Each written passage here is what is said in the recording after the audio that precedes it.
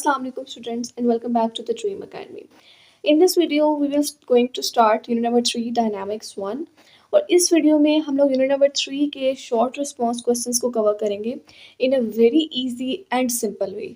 मैंने आप लोगों के लिए जो नोट्स बनाए हैं वो बहुत इजी और सिंपल वर्डिंग्स में बनाए हैं ताकि आप उसको इजीली अंडरस्टैंड कर सकें।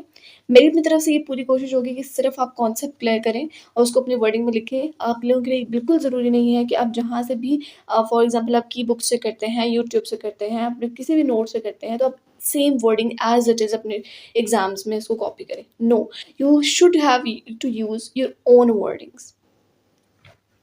Without wasting our time, we will move towards our question number 1.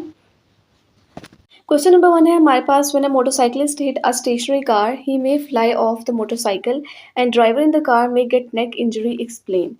हमने इस चीज़ को एक्सप्लेन करना है कि आपने सपोज करना है कि सबसे पहले कि एक मोटरसाइकिलिस्ट है जो कि मोटरसाइकिल चल रही है और कार है जो कि स्टेशनरी मोशन में है या बिल्कुल रेस्ट पे है। उसकी जो टाइप ऑफ मोशन है, kind of motion, state of motion जो है वो क्या है, रेस्ट है। कार रेस्ट पे है, मोटरसाइकिलिस्ट पीछे से आ रहा है, वो कार को हिट करता है और हिट करने के बाद वो मोटरसाइकिलिस्ट कार के ऊपर से उड़ के गिर जाता है। तो इसके पीछे फिनोमिना क्या हो रहा है कि जो मोटरसाइकिलिस्ट है वो गिर जाएगा, फ्लाई ऑफ हो जाएगा और जो अंदर ड्राइवर बैठा हुआ है उसको नेक इंजरी हो जाएगी। तो ये क्यों होगी? वो मोटरसाइकिलिस्ट फ्लाई ऑफ क्यों कर रहा है और कार के अंदर मौजूद ड्राइवर जो है उसको नेक इंजरी क्यों होगी? इसके पीछे के फिनोमिना को हमने एक्सप्लेन करना है।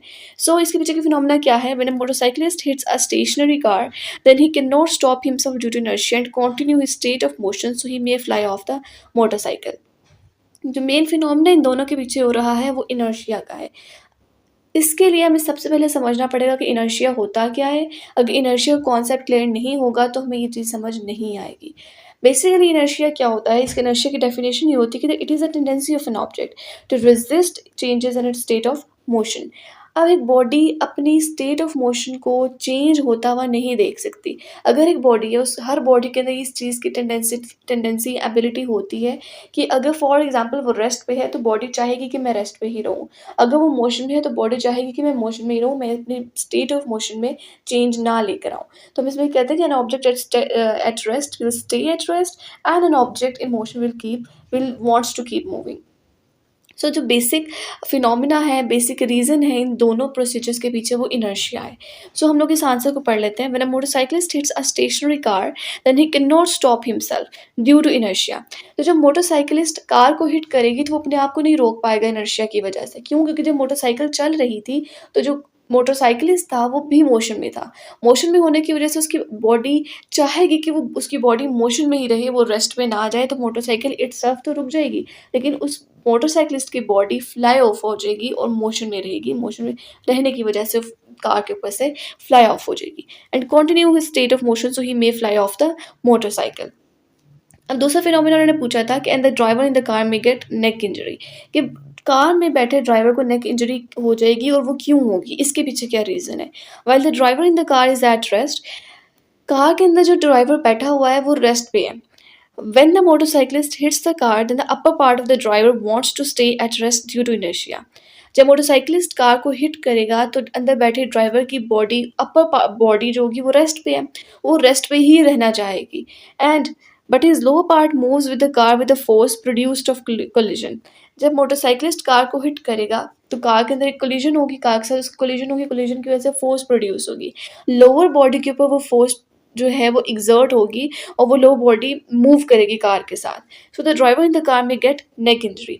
उसकी अपर बॉडी रेस्ट पे थी, वो रेस्ट पे रहना चाहेगी। लोअर बॉडी पे क्या होगा कि जब पीछे से मोटरसाइकिलिस्ट हिट करेगा, कार और मोटरसाइकिल की कोलिजन होगी, कोलिजन की वजह से फोर्स प्रोड्यूस होगी और नीचे वाली बॉडी मूव करेगी। जब नीचे वाली बॉडी मूव करेगी, ऊपर वाली बॉडी रेस्ट पे रहेगी तो उसके नेक इंजरी के खदशात हैं और नेक इंजरी हो सकती है। सो बेसिक फिनोमिना पीछे इनर्शिया का है कि ऊपर वाली बॉडी इनर्शिया की वजह से रेस्ट पे रहना चाहेगी, नीचे वाली बॉडी मूव करेगी with the force which is produced during collision, तो इस वजह से उस ड्राइवर को नेक इंजरी हो सकती है। क्वेश्चन नंबर 2 है हमारे पास। In autumn when you shake a branch the leaves are detached, why? Autumn के मौसम में हम लोग जब ब्रांचेस को शेक करते हैं तो लीव्स डिटैच्ड हो जाते हैं, टूट के नीचे गिरना शुरू हो जाते हैं। तो इसके पीछे क्या रीज़न है? देखने में तो बहुत अच्छा प्रोसीजर लगता है कि पत्ते टूट के गिर रहे हैं, कलरफुल लीव्स हैं वो फॉल ऑफ हो रहे हैं, बट इसके पीछे उन्होंने रीज़न पूछ लिया, वो हमें बताना पड़ेगा। The leaves gets detached when we shake a branch because of inertia of the leaves. Basically यहाँ पे भी जो फिनोमिना है वो इनर्शिया का ही है, जैसा प्रीवियस क्वेश्चन में था। The leaves along with its branch, अब इसके इनर्शिया किस तरह से अब इसको एक्सप्लेन करेंगे। The leaves along with its branch are initially at rest. हमारे उस ट्री को शेक करने से पहले उस ब्रांच के साथ जितने भी लीव्स लगे थे वो सब रेस्ट पे थे। As we shake a branch suddenly, हमने अचानक से उस ब्रांच को अगर हम लोग शेक करना शुरू करते हैं, the leaves of the branch come in motion immediately. तो क्या होता है, अचानक से उस ब्रांच के साथ जो लीव्स लगे होंगे वो मोशन में आ जाएंगे। The leaves try to keep its initial state that is the state of rest. Inertia की वजह से वो लीव्स कोशिश करें कि जो हमारी पहले से स्टेट ऑफ मोशन थी हम उसी को कंटिन्यू रखें, जो कि उनकी रेस्ट की पोजीशन थी। उस वजह से उनके रेस्ट में रहने की वजह से वो रेस्ट पे रहेंगे। हम ब्रांच को शेक कर रहे होंगे तो वो क्या होगा, वहाँ से वो लीव्स जो होंगे वो डिटैच्ड हो जाएंगे, क्योंकि वो खुद रेस्ट में रहना चाहेंगे। और जबकि हम लोग उसको शेक कर रहे हैं, हम शेक कर रहे हैं, वो खुद रेस्ट में है, तो वो डिटैच्ड होके गिर जाएंगे। This is because of inertia, कि वो अपने अंदर उस स्टेट ऑफ मोशन को कंटिन्यू रखना चाह रहे हैं। ओके, नेक्स्ट क्वेश्चन है हमारे पास, why it is not safe to apply brakes only on the front wheel of a bicycle. Question ये है कि ये हमारी बॉडी के लिए या एक ह्यूमन बीइंग के लिए सेफ क्यों नहीं है कि वो ब्रेक्स अप्लाई करे सिर्फ फ्रंट व्हील के ऊपर, नॉट द बैक व्हील। कि हम लोग ब्रेक सिर्फ आगे वाली व्हील पे अप्लाई करें, पीछे वाली व्हील पे ब्रेक्स अप्लाई ना करें, तो ये हमारे लिए सेफ क्यों नहीं है। इसका आंसर देखते हैं हम लोग सबसे पहले। It is not safe to apply brakes only on the front wheel of a bicycle because due to inertia the rider will fall forward and may get injured. ये सेफ नहीं है कि हम लोग ब्रेक्स अप्लाई करें सिर्फ और सिर्फ अगले फ्रंट व्हील के ऊपर, क्योंकि इससे क्या होगा, इनर्शिया की वजह से बॉडी, जो साइक्लिस्ट होगा उसकी बॉडी आगे की तरफ को फॉरवर्ड की साइड पे मूव करेगी और उसको इंजरी हो सकती है। इसके पीछे फिनोमेना क्या है, इनर्शिया वर्किंग कैसे करता है, हम लोग उसको देख लेते हैं। When a cyclist applies only the front wheel brakes, the front wheel suddenly comes to rest. अगर उसने फ्रंट व्हील पे ब्रेक अप्लाई किए तो फ्रंट व्हील तो रेस्ट पे आ जाएगा, while the back wheel tends to continue its motion along with the rider's body। जबकि back wheel पे तो हमने ब्रेक अप्लाई नहीं की, बैक व्हील तो अपनी मोशन को कंटिन्यू रखना चाहेगा। Due to this rider will feel a forward push and will fall to his front. Back wheel motion में होगा, वो मोशन में है, उस पर ब्रेक सप्लाई नहीं हुई, तो उसकी वजह से क्या होगा कि राइडर की बॉडी आगे वाली साइड पे मूव करेगी, फील एक फॉरवर्ड पुश फील करेगी, क्योंकि पिछला वाला जो आपका व्हील होगा वो मूव कर रहा होगा and will fall to his front, और वो फिर आगे फ्रंट वाली साइड पे फॉल हो सकता है। That's why it is not safe to apply brakes only to the front wheel of a bicycle. इसी वजह से फ्रंट व्हील, बाइसिकल की फ्रंट व्हील पे ब्रेक्स अप्लाई करना सेफ नहीं है। It is therefore advised to wear a helmet while riding a bicycle and to apply brakes slowly if possible। इसी वजह से कहा जाता है कि आप हेलमेट्स पहनें, और अगर आपने ब्रेक्स लगानी है तो उसको भी आराम से ब्रेक लगाएं और ज़्यादा एग्रेसिवली ब्रेक्स अप्लाई ना करें इस इनर्शिया की एबिलिटी की वजह से। जब आप फ्रंट पे अगर फॉर एग्जांपल ब्रेक्स अप्लाई करते हैं तो फ्रंट व्हील तो रेस्ट पे आ जाएगा, बैक व्हील अपनी मोशन में होगा। बैक व्हील जब मोशन में होगा तो आपकी बॉडी को एक फॉरवर्ड साइड पे पुश मिलेगा, जिसकी वजह से आपकी बॉडी आगे वाली साइड पे गिर सकती है और आपको इंजरी हो सकती है। That's why wear helmets, and if you want to apply brakes then apply it gently। Okay, question number 4 है हमारे पास, deduce Newton's first law of motion from the Newton second law of motion. हमने Newton के second law से Newton के first law को deduce करना है, डिडक्ट करना है, उसके अंदर से इसको ऐसे उसमें चेंजेस करने के हमारे पास न्यूटन के सेकेंड लॉ से न्यूटन का फर्स्ट लॉ बन जाए। अब न्यूटन का फर्स्ट लॉ है क्या था, न्यूटन का फर्स्ट लॉ में हमने क्या पढ़ा था कि that if the net external force acting on an object is zero then the object will remain its state of rest और ऑफ इट्स मोशन। हमने ये पढ़ा था कि अगर फॉर एग्जांपल कोई न्यूटन का फर्स्ट लॉ यही कहता है ना हमें कि अगर फॉर एग्जांपल जो आपकी बॉडी के ऊपर फोर्स एक्ट कर रही है वो फोर्स ख़त्म हो जाए, ज़ीरो हो जाए, तो ऑब्जेक्ट अपनी उसी स्टेट में रहेगा जिसमें वो पहले से था। अगर वो रेस्ट में था तो वो रेस्ट में ही रहेगा, अगर वो मोशन में था तो वो मोशन में ही रहेगा, अगर उसके ऊपर कोई फोर्स एक्ट नहीं करेगी। ये न्यूटन का फर्स्ट लॉ था। और न्यूटन का सेकंड लॉ क्या था, वो यही था ना कि जो आपकी फोर्स एक्ट कर रही होती है किसी ऑब्जेक्ट के ऊपर, तो वो फोर्स जो होती है या एक्सेलरेशन प्रोड्यूस जो हो रही होती है किसी फोर्स के थ्रू, वो डायरेक्टली प्रोपोर्शनल होती है कि हम कितनी अमाउंट ऑफ फोर्स लगा रहे हैं, और वो इन्वर्सली प्रोपोर्शनल होती है उसके मास के। ठीक है, तो ये न्यूटन का सेकंड लॉ था। अब हमने क्या करना है, न्यूटन के सेकंड लॉ से न्यूटन के फर्स्ट लॉ को रिड्यूस करना है, डिडक्ट करना है, उसके अंदर से उसको बनाना है। तो उसके लिए हम लोग क्या करेंगे, सबसे पहले to deduce Newton's first law of motion from Newton second law we start with the mathematical form of Newton second law. Newton second law की जो मैथमेटिकल फॉर्म थी वो यही थी that F is equals to M A. ठीक हो गया, हमने ये पढ़ा था F is equals to M A where F is the net external force on an object, जहाँ पे एफ जो है वो किस चीज़ को डिनोट कर रहा है कि किस ऑब्जेक्ट के ऊपर जो एक बाहर से एक फोर्स लग रही है उसको हम एफ से डिनोट करते हैं।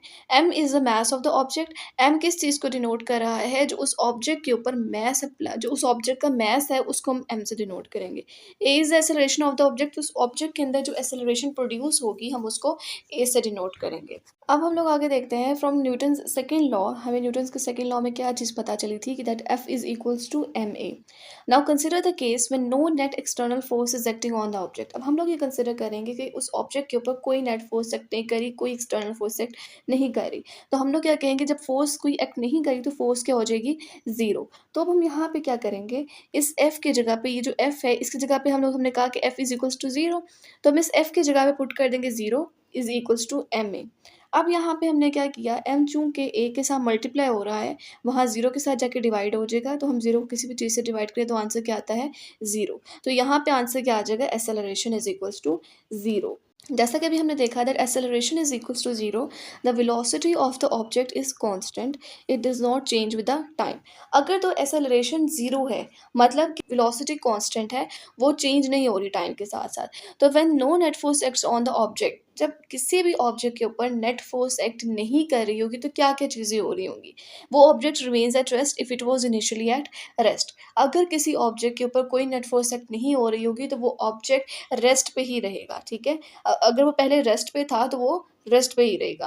Continues to move with constant velocity in a straight line if it was already in the motion. Acceleration is equals to zero है तो मतलब उसकी वेलोसिटी में चेंज नहीं आएगा, तो वो क्या करेगा, अब वो उसी वेलोसिटी कांस्टेंट वेलोसिटी के साथ मूव करता रहेगा स्ट्रेट लाइन में जैसे वो पहले था। तो मैं दोबारा से बता रही हूँ, आपका अगर फोर्स ज़ीरो होगा तो आपकी एक्सेलरेशन भी ज़ीरो होगी। जब एक्सेलरेशन ज़ीरो होगी तो ऑब्जेक्ट के ऊपर क्या इफ़ेक्ट्स आएँगे? ऑब्जेक्ट के ऊपर ये इफ़ेक्ट्स आएँगे कि वो अगर रेस्ट पे था पहले, तो वो अब भी रेस्ट पे रहेगा, अगर फ़ोर्स ज़ीरो और एक्सेलरेशन ज़ीरो होगी। और अगर वो मूव कर रहा होगा, तो वो कांस्टेंट वेलोसिटी के साथ मूव करेगा और अपनी डायरेक्शन भी चेंज नहीं करेगा, वो स्ट्रेट लाइन में मूव करेगा, जैसे कि वो पहले मोशन में था। ठीक हो गया? Thus, Newton's first law is a special case of the second law. When the net external force is zero, it describes the natural tendency of object to maintain their state of motion. अब ये कह रहे हैं दस Newton's first law, एक जो Newton का first law है ये सेकंड लॉ का ही एक केस है। फर्स्ट लॉ में हम ये कहते हैं कि कोई फोर्स एक्ट नहीं करेगी अगर तो बॉडी अपनी पोजीशन पे ही रहेगा या अपनी जो स्टेट है उसी में रहेगा। अगर वो रेस्ट पे है तो वो रेस्ट पे ही रहेगा, अगर वो मोशन कर रहा है तो वो मोशन में रहेगा, अनलेस एंड अनटिल अगर उसके ऊपर कोई फोर्स अप्लाई नहीं हो रही। फोर्स अप्लाई नहीं होगी तो वो अपने मोशन में ही अपने स्टेट में ही रहेगा, रेस्ट में है तो रेस्ट में रहेगा, मोशन में है तो मोशन में रहेगा। When the net external force is zero, जब फोर्स जीरो होगी, it describes the natural tendency of objects to maintain their state of motion। तो ये चीज़ एक्सप्लेन करता है कि वो ऑब्जेक्ट की उसके अंदर इस चीज़ की टेंडेंसी होगी उस ऑब्जेक्ट के अंदर कि वो अपनी स्टेट ऑफ मोशन को कंटिन्यू रखेगा। If it is in rest then it will remain at rest, if it is in motion then it will remain in motion with constant velocity and without and with straight line or in a straight line, वो अपनी direction change नहीं करेगा by an unbalanced force। Okay, अब हमारे पास fifth question है, action and reaction are equal but opposite in direction, these forces always act in pair, do they balance each other, can bodies move under action reaction pair। ठीक है, हम सबसे पहले question को समझते हैं। क्वेश्चन में क्या कह रहे हैं कि एक्शन और रिएक्शन इक्वल होते हैं लेकिन उनकी डायरेक्शन ऑपोजिट होती है, हमें इस चीज़ का पता है कि फॉर एग्जांपल अगर अगर हम किसी फोर्स के एग्जांपल लेते हैं, अभी हम इसको एग्जांपल के साथ स्टडी करेंगे। अगर फोर्स है, एक फोर्स एक्ट हो रही है 5 न्यूटन की, तो ये अगर इस डायरेक्शन में एक्ट कर रही है एज एन एक्शन, ठीक है, तो जब इसका रिएक्शन आएगा वो भी 5 न्यूटन्स का होगा, मैग्नीट्यूड सेम होगा लेकिन उसकी डायरेक्शन ऑपोजिट होगी, और इसको हम फिर क्या कहेंगे कि ये रिएक्शन है। ठीक है, ये केस होता है आपका एक्शन और रिएक्शन में। ठीक हो गया। अब वो क्या कह रहे हैं, this forces always act in pair, ये फोर्सेज हमेशा पेयर में काम करती हैं। Do they balance each other, ये चीज़ आपने बतानी कि वो बैलेंस कर सकती है एक दूसरे को। Can bodies move one direction reaction pair, और अगर एक्शन और रिएक्शन फोर्सेज किसी एक बॉडी पे एक्शन और रिएक्शन जो है वो एक पेयर में मूव करें, एक पेयर में अप्लाई हो रहे हैं, तो वो क्या उस एक्शन रिएक्शन पेयर के इन्फ्लुएंस में कोई बॉडी मूव कर सकती है या नहीं कर सकती, ये चीज़ आपने इसको बताना है, इस आंसर में ये चीज़ एक्सप्लेन करनी है।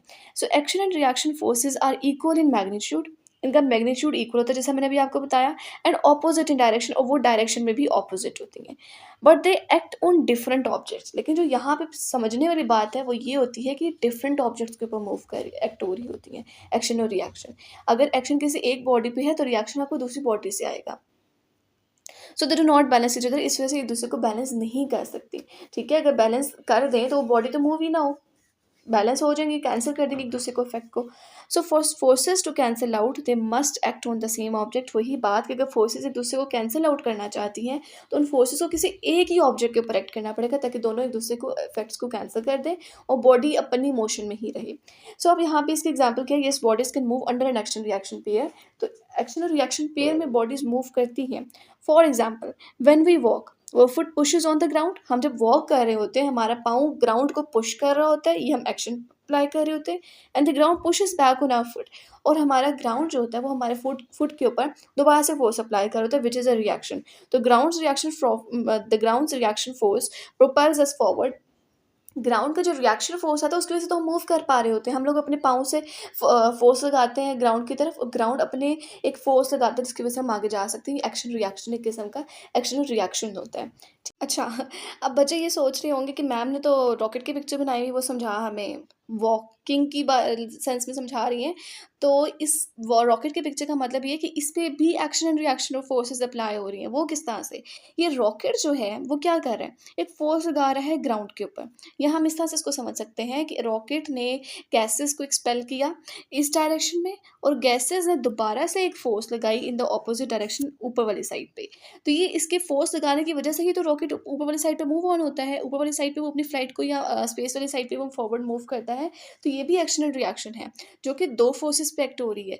एक जो रॉकेट है उसने गैसेस के थ्रू ग्राउंड के ऊपर फोर्स लगाई, ग्राउंड ने आगे से रॉकेट के ऊपर लगाई, जिसकी वजह से मूवमेंट होती है हमारे रॉकेट में। सो ये केस भी हो सकता है, आप इसको भी एग्जाम्पल के तौर पे अपने क्वेश्चन में कोट डाउन कर सकते हैं। लाजमी नहीं कि आप एक ही एग्जाम्पल को हर जगह पे कोट डाउन करें। ओके, क्वेश्चन नंबर 6 है हमारे पास। A man slips on the oily floor, he wants to move out of this area, he is alone, he throws his bag to move out of this slippery area, why is it so. अच्छा जी, अभी हम इस question को सबसे पहले समझते हैं। इस क्वेश्चन में क्या कह रहे हैं कि एक बेचारा आदमी है, वो इस ऑयली फ्लोर के ऊपर स्लिप हो जाता है। He wants to move out of this area, वो इस एरिया से बाहर निकलना चाहता है। ठीक है, he throws his bag to move out of this slippery area. उसने अब क्या किया, उसके पास था एक बैग, उसने उस एरिया से बाहर वाली साइड पे उस बैग को फेंका। ठीक हो गया। वाई इज इट सो, उसने ये काम क्यों किया, हमने ये बताना है। वो कह रहे हैं ये पागल है क्या, ये बंदा पागल है जिसने ये काम किया है, इसके पीछे फिनोमिना क्या है, उस चीज़ को आप एक्सप्लेन कर दें। सो इसका आंसर ये है, as a slippery man throws his bag in any direction, he will feel an oppositely directed force which may help him to come out of the slippery floor. इसमें ये हो रहा है कि स्लिपरी मैन है, ठीक है, उसने अपना एक बैग, फॉर एग्जाम्पल किसी भी डायरेक्शन में फेंकेगा, वो उस बैग के ऊपर एक फोर्स लगा रहा है, वो उस बैग पे फोर्स लगा रहा है which is an action force. Bag भी एक किस्म की फोर्स लगाएगी उस मैन के ऊपर, थोड़ा बहुत फील होगा उसको वो फोर्स, जिसकी वजह से उसको फील होगा कि वो बैग उसको बाहर वाली साइड पे खींच रही है, और वो जो बैग फोर्स लगाएगी वो रिएक्शन फोर्स होगी। When a man slips on the oily floor, then he has minimum friction between floor and his feet. तो जब उस वक्त क्या होता है कि उसके फ्लोर और उसके फीट के दरम्यान में बहुत मिनिमम फ्रिक्शन होती है, जिसकी वजह से वो स्लिप हो रहा होता है। He throws his bag to move out the slippery area, वो अपना बैग बाहर वाली साइड पे फेंकता है कि वो उस स्लिपरी एरिया से बाहर निकल सके। ठीक हो गया। When he throws a bag in one direction, then this is an action according to third law of motion, as a reaction he will move in a opposite direction due to less friction. जब वो अपना bag एक direction में फेंकेगा तो वो action force होगी। Newton के थर्ड लॉ के अकॉर्डिंग वो बैग एक रिएक्शन फोर्स लगाएगा, जिसकी वजह से वो ऑपोजिट डायरेक्शन में मूव करेगा, लेस फ्रिक्शन होने की वजह से। This act helps him to move out from the oily floor. तो ये एक्ट जो है वो उसकी मदद करेगा ऑयली फ्लोर से बाहर जाने में, क्योंकि फ्रिक्शन कम है, वो स्लिप होता है, वो बाहर चला जाएगा ईजीली। जब फॉर एग्जाम्पल वो मैन फोर्स लगाता है उस बैग को थ्रो करने में, तो वो जो बैग होगा वो क्या करेगी, वो भी रिएक्शन फोर्स लगाएगी उस मैन के ऊपर। बैग मैन लगा रहा है बैग के ऊपर एज एन एक्शन फोर्स, ये एक्शन फोर्स लगाई, और फिर बैग इन रिटर्न उसके ऊपर फोर्स लगाएगी which is a reaction force, जिसकी वजह से वो स्लिपरी एरिया से बाहर निकल सकता है। ओके, क्वेश्चन नंबर 7 है हमारे पास। How would you use Newton's third law of motion and law of conservation of momentum to explain motion of rocket. अब वो ये कह रहे हैं कि आपने क्या करना है, न्यूटन के थर्ड लॉ को यूज़ करना है और law of conservation of momentum को बारी बारी यूज़ करके बताना है कि रॉकेट की मोशन किस तरह से होती है। ठीक हो गया। तो हम लोग सबसे पहले स्टार्ट करते हैं न्यूटन के थर्ड लॉ से। न्यूटन थर्ड लॉ क्या है, हम न्यूटन थर्ड लॉ कहते हैं every action there is always an equal and opposite reaction. तो एक्शन क्या होगा इसकी, इस रॉकेट के केस में the rocket expels hot gases downwards. ये रॉकेट की तरफ से एक्शन होगा कि वो इन हॉट गैसेस को डाउनवर्ड साइड पे एक्सपेल करेगा। रिएक्शन क्या आएगा, रिएक्शन ये आएगा the gases exert an equal and opposite force upwards on the rocket. Gases क्या करेंगी, यही गैसेस ऊपर वाली साइड पे रॉकेट के ऊपर फोर्स लगाएंगी। ठीक है, the gases exert an equal and opposite force upwards on the rocket, rocket के ऊपर ये अपवर्ड फोर्स लगाएंगी। This upward force propels the rocket upwards. इस अपवर्ड फोर्स की वजह से ये रॉकेट अपवर्ड वाली अपवर्ड साइड पे मूव ऑन करता है, अपने मोशन को कंटिन्यू करता है। तो ये तो हो गया न्यूटन का थर्ड लॉ।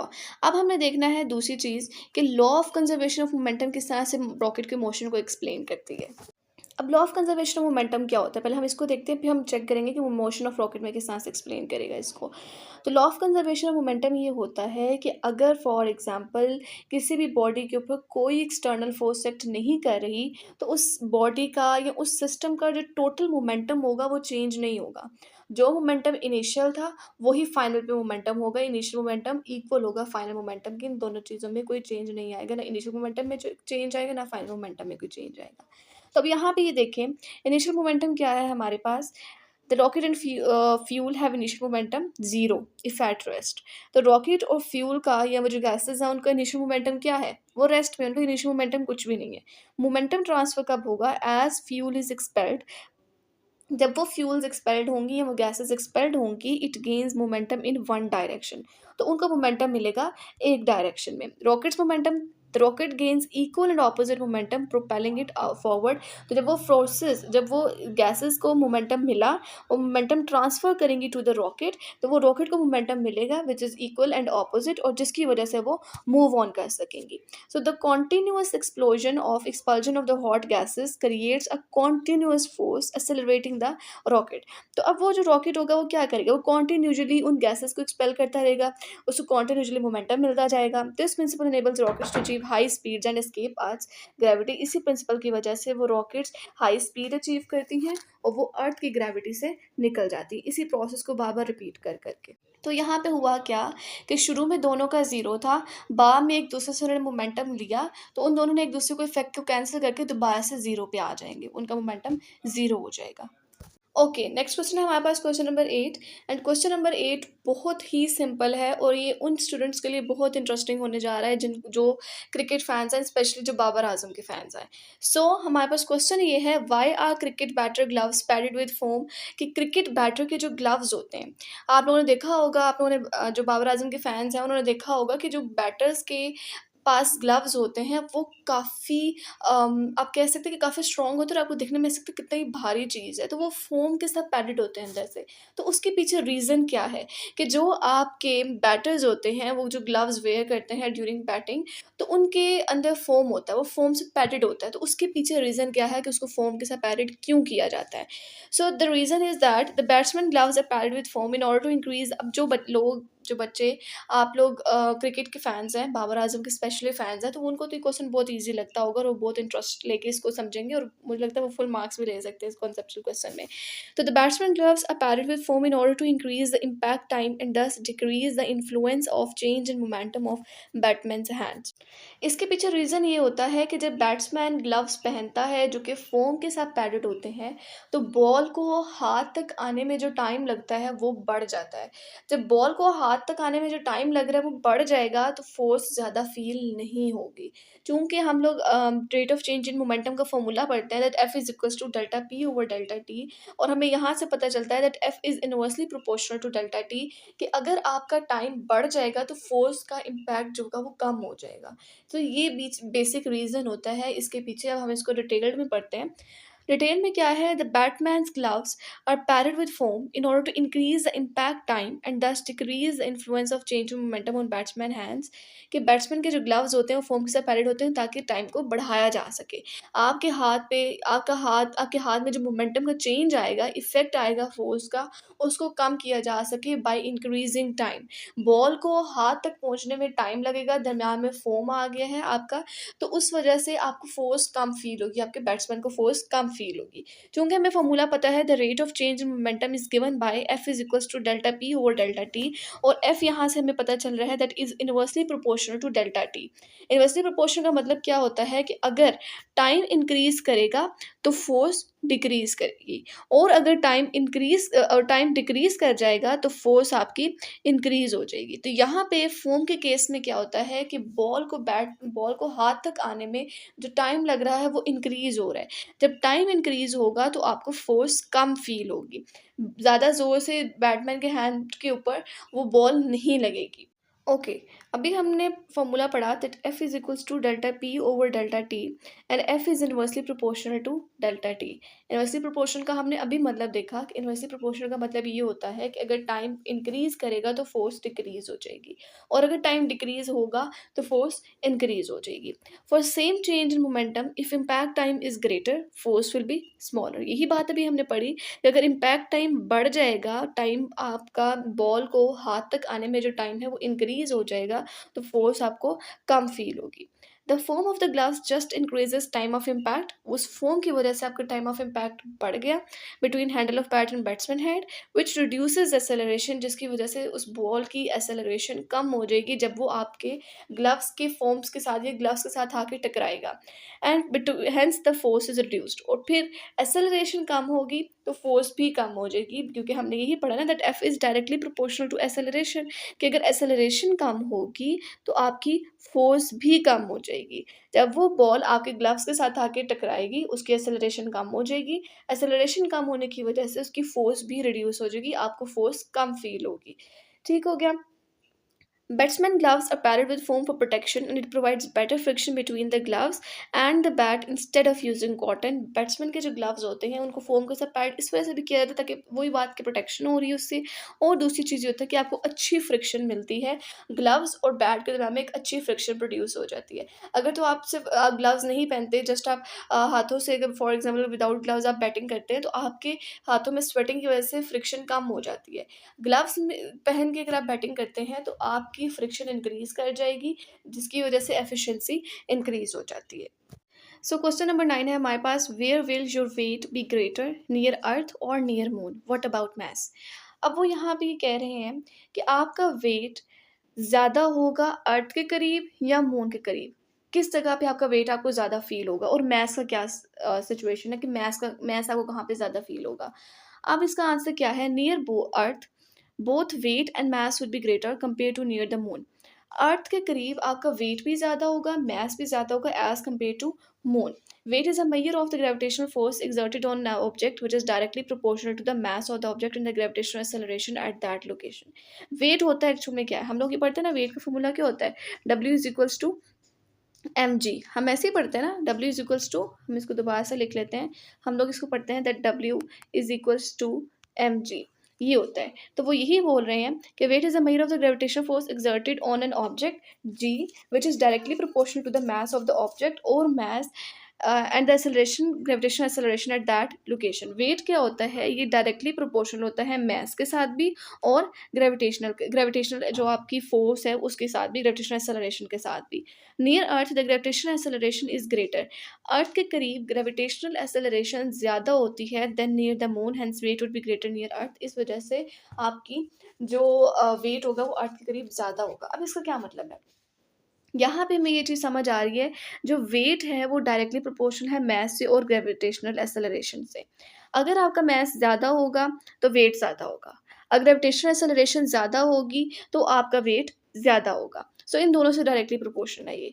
तो अब अर्थ के करीब ग्रेविटेशनल एक्सेलरेशन ज़्यादा होती है, इस वजह से अर्थ के करीब आपका वेट भी ज़्यादा होगा as compared to moon. So that is a basic logic और रीज़न बिहाइंड इट कि आपके पास अर्थ के करीब आपका जो वेट होगा वो ज़्यादा होगा, क्योंकि वहाँ पे आप ज़्यादा acceleration due to gravity feel कर रहे होंगे। दैट्स वाई आपका वेट जो होगा वो अर्थ के करीब ज़्यादा होगा। आगे क्या है, mass however remains the same regardless of the location, it is a measure of the amount of matter in an object and it remains constant regardless of the gravitational field it. अब mass जो होता है ये independent है, ठीक है, gravitational acceleration के। आप जहाँ मर्ज़ी हो आपका मास सेम रहेगा। क्यों? क्योंकि मास जो है वो किसी चीज़ पे डिपेंड नहीं करता, लाइक सच ग्रेविटेशनल एक्सेलरेशन पे सिर्फ वेट डिपेंड करता है। सो मास ग्रेविटेशनल एक्सेलरेशन पे डिपेंड नहीं करता। It is a measure of the amount of matter in an object and remains constant regardless of the gravitational field it is in. ये सिर्फ ये देखता है कि मैटर किसी भी ऑब्जेक्ट के अंदर कितना मैटर है, वो चीज़ हमारा मास होती है। ये ग्रेविटेशनल एक्सेलरेशन पे डिपेंड नहीं करता। सो वेदर नियर अर्थ और near the moon the mass on object will be same. So आप अर्थ के करीब हो, मून के करीब हो, आपका मास सेम रहेगा, क्योंकि ये एक्सेलरेशन ड्यू टू ग्रेविटी पे डिपेंड नहीं करता। तो आप जहाँ मर्जी हो आपका मास जो होगा वो सेम होगा। बाकी एक जो चीज़ समझने वाली है इस पिक्चर से जो कि आपको नज़र आ रहा है, सेव द अर्थ, तो आप अपनी तरफ से पूरी कोशिश करें कि आप अपने अर्थ को सेव कर सकें, आपकी अगली जनरेशन इस अर्थ को अच्छे से यूज़ करें, ताकि अगर आप अच्छे से यूज़ करेंगे तो उनके लिए ये अर्थ बहुत अच्छी कंडीशन में रहेगा। ऐसी चीज़ें मत यूज़ करें जिसकी वजह से हमारी अर्थ को नुकसान पहुँचता है।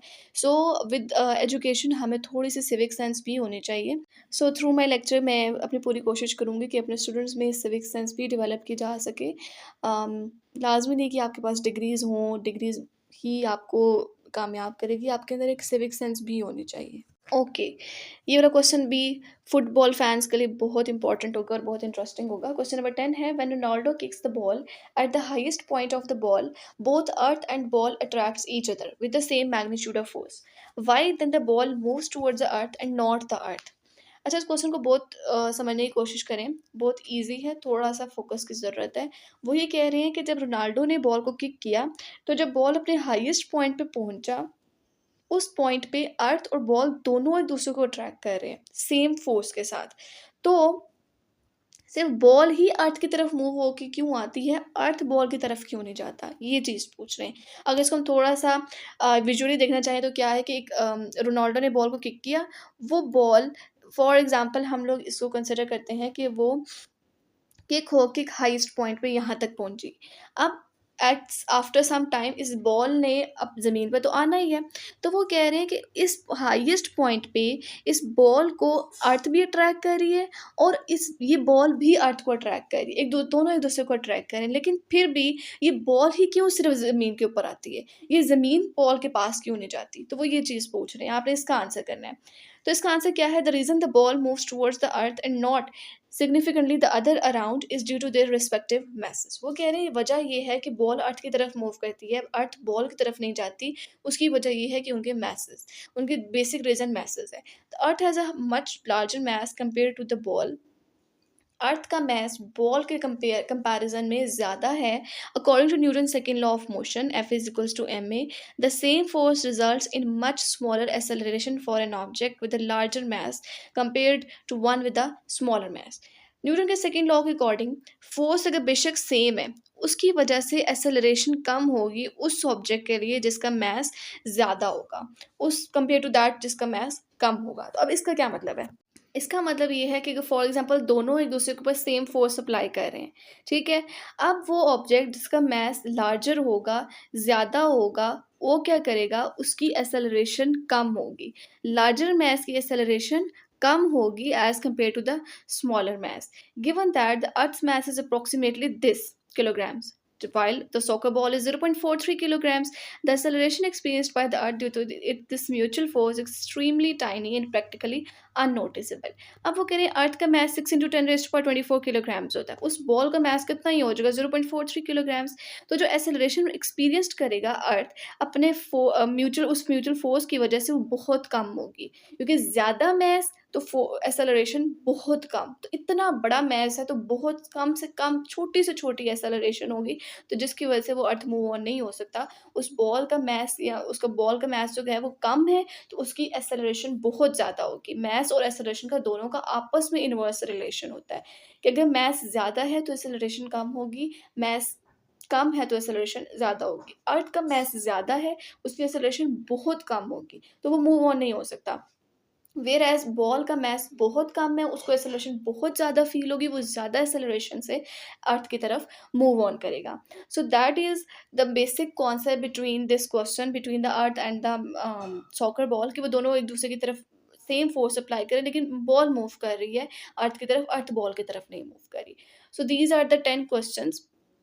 तो ये थे हमारे यूनिट नंबर 3 के 10 क्वेश्चंस, जिनको हमने बहुत ईज़ी वर्डिंग्स में, बहुत सिंपल वे में पिक्चर्स के थ्रू, एनिमेशंस के थ्रू समझने की कोशिश की है। तो होप सो आपको ये सारे क्वेश्चंस बहुत अच्छे से समझ आए होंगे। कोई ऐसा पॉइंट जो आपको समझ नहीं आया या मेरी तरफ से अनक्लियर रह गया, तो आप उसको कमेंट बॉक्स में लाज़मी लिखिएगा। I will reply you as soon as possible. इस एनिमेशन पे नहीं जाना आपने, अगर आप लोगों को कोई क्यूरी होगी तो लाज़मी लिखिएगा इसको कमेंट बॉक्स में। मैं आप लोगों को लाज़मी इसका रिस्पॉन्स दूँगी। We will meet you in the next video. Till then, Allah Hafiz and take care.